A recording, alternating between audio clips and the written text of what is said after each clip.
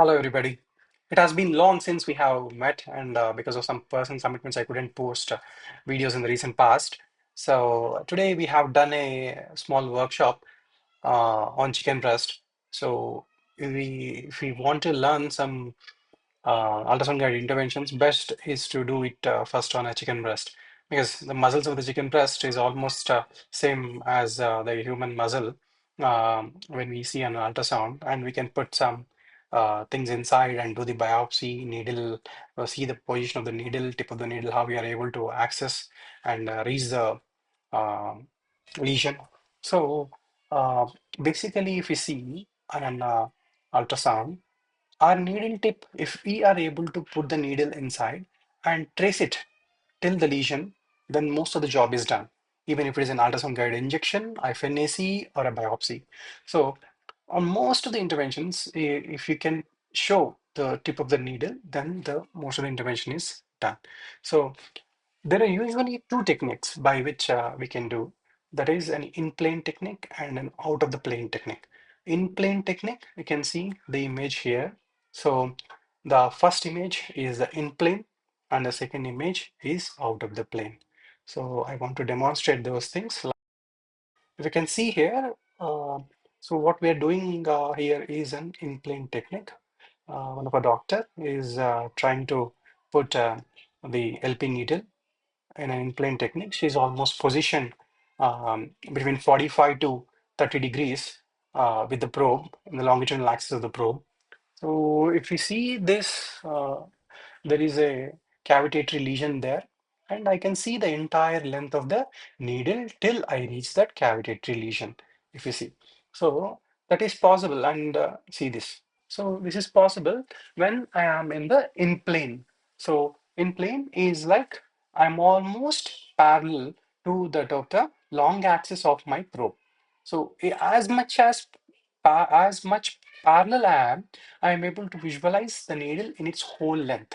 When I'm in the center of the probe, like in the if you take the width of the probe, and if I'm introducing the my needle from the center of the width of the needle and along the long axis, if you see here, so she's putting the needle at the center of that probe, and it is along the along the axis. If you see, she have angulated it more than 45 degrees, so 45 to 90. Then you will not be able to see the needle tip. Then, if you see here, she is positioning the needle almost parallel to the tissue.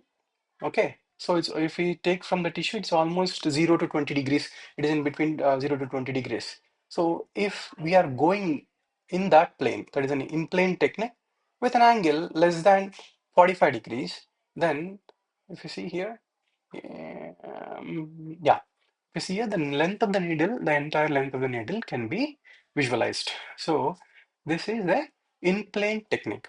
So in in-plane technique, the advantage is we can trace the entire track of the needle.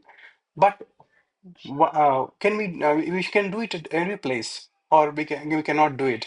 If you ask me, some tissues we cannot do it because we that much length of track it is required. Like if I'm going to reach that lesion, I should have a needle of almost 8 to 10 centimeters, and in some places it is very difficult to go in plane. So, like such as for example, if you are doing a thyroid FNAC, we cannot afford going through much of thyroid tissue, say about 6 to 7 centimeters in the thyroid tissue, and reach the nodule to do an FNAC. Then we can do an out of the plane technique, which I'll explain you next. So if you can see, so she's trying to put the needle, and the needle is reaching the cavity, and you can see the entire length of the needle when I am in the in plane. So if you see, I'm trying to make the needle as much as parallel. So if it is if you see here, we can see the reverberation artifact which is coming up. So if the needle is almost parallel to the tissue, or if it is 0 to 20 degrees, you will see this reverberation artifact. So in reverberation artifact, the advantage is like you can see till the beveled edge of the tip of the needle. So you will have a good access and good control. So even if the same, and that is for the aspiration or doing an FNA. I'm putting a coaxial needle, coaxial biopsy needle here. So yeah, if you see, there is a lesion sitting over there. I'm going there, and in plane technique, coaxial is a semi-automatic. They'll have control over the tip of the needle. If you see, I can withdraw or push it inside the lesion, the tip of the needle or the tip of the biopsy gun. And once I feel, yeah, this is the location where I can take the biopsy, I can just shoot it. Then I'll get the sample. So if you can see that the dark black thing is the sample what we have got. So yeah, it was not focused properly. Yeah. So that is the thing. So here what we used is an olive there in the chicken breast. So that black dot what you see in the front of the biopsy needle is the sample. If you see here now we are demonstrating an out of the plane or off plane technique where I am entering the lesion from the midpoint of the probe where you have a marker. You can see, I can only see the tip of the needle, which is echogenic. When I'm jiggling the needle, you can see the tip of the needle there. So when there is not much of scope for me to do in plane this thing, so I can do an out of the plane. So the amount of tissue I need to enter is very less. If we compare with an in-plane and out of the plane, I usually it is a 1/3 of the length of the tissue of an in-plane technique what we penetrate. So and in out of the plane, what is the other thing is like if there is a lesion like this, which is oval shaped, elongated, which is wider than taller. So if it is wider than taller, then the amount of tissue you get may be less because you are only going to get a tissue from the length of and if you see from if the needle I'm what I have gone through, I only got a sample from that width of the lesion. The entire length of the lesion I couldn't get. If you see here in the in-plane technique here using an automatic gun, she is trying to show you. So when I'm putting the needle there, I have a scope of getting that entire length of the lesion when I'm going in plane in this case. If the lesion is taller than wider, then maybe out of plane will give more sample. Yeah. So all these things we need to consider before doing an in plane technique or an out of plane technique. So if you see here, so yeah. So once we are there at the edge of the lesion, then we need to hit the gun. Once we hit the gun, what happens? In an automatic biopsy gun, if you see, yeah. So if you see in an automatic biopsy gun, the sample we need to shoot the gun at the entry level, like we should not go inside the lesion as much as possible and then take the biopsy. We need to take the biopsy at the margin, starting from the margin of the lesion, so that we get more of the sample from the tissue. Or else we'll shoot beyond the lesion. That's a problem. And we are trying to show here again in an how we can do it on an out of the plane technique. Thank you. So this is the thing, and we wanted to conduct um, small workshop for group of 6 to 7 people on interest. I can share a small Excel sheet where we will put, I can add your names into that. Based on that, every Sunday we can plan a small hands-on workshop.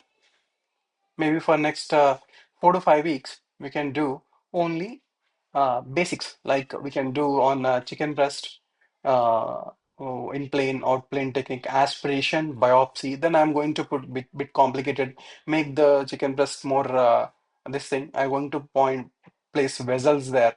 So markers which act as vessels. You don't need to hit the vessel. Just go into the lesion, get the biopsy. How you are going to do a complicated biopsy, and then we are going to do a bone biopsy, CT guided bone biopsy, and can we do an ultrasound-guided biopsy, bone biopsy? So those things also we can do. And also I wanted to demonstrate and teach how do you acquire a biopsy like from a peritoneal deposit when there is an ascites, when there is a more fluid moving inside and the tissue is jiggling inside. In the situation, how you are going to do it? So these are all the things which we wanted to do. Slowly, we start with hands-on workshop on ultrasound guided interventions. Then slowly we can have complicated cases. Then other than that, we can also do injection procedures. What are all the like in MSK? How do general interventions? Then we do the MSK interventions and hands-on workshop and post MSK interventions or different types of MSK interventions. We can do that MSK interventions along with on a cadaver. So cadaver workshop also we can plan slowly. So sorry for the delay, and that's it. I'll be posting videos hereafter regularly, and also I wanted to show when I'm reporting, I want to just share the screen on a YouTube and let it run. So I'll be a bit fast reporting it, but you can see it whenever you have in a slower pace. So I just wanted to record the findings while I'm dictating and also the screen while I'm reporting. So that is a plan, and also the teaching session continues from here after. Thank you.